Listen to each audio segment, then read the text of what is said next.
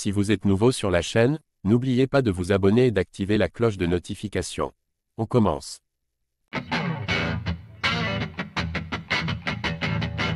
Absent depuis son chaos subi face à Dustin Poirier début mars, Benoît Saint-Denis fera son retour dans la cage à l'UFC Paris en septembre.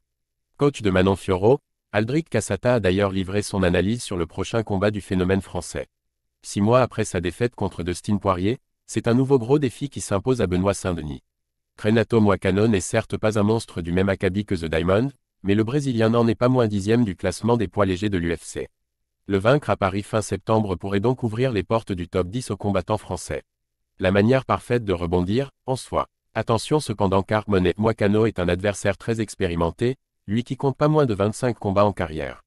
Ce ne devrait donc pas être une promenade de santé pour l'ancien militaire et leur duel attire les regards.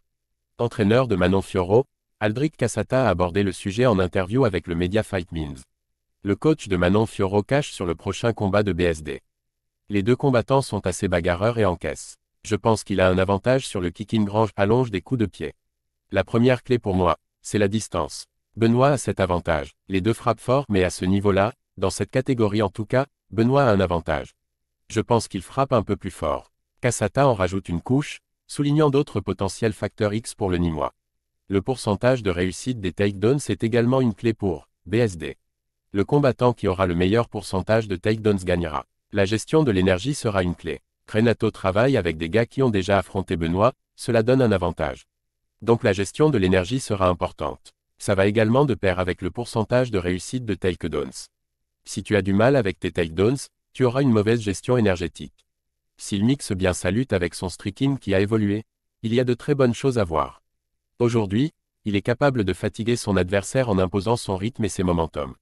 C'est-à-dire qu'en mettant de l'incertitude, en mixant la lutte et le striking, en insistant au kicking range, afin de générer des dégâts, notamment en middle, je pense qu'il y a matière à voir un nouveau Benoît. Et de faire quelque chose de différent face à un combattant qui l'attend, je pense que l'on va avoir quelque chose de plus posé, mais qui peut être aussi énergivore pour son adversaire.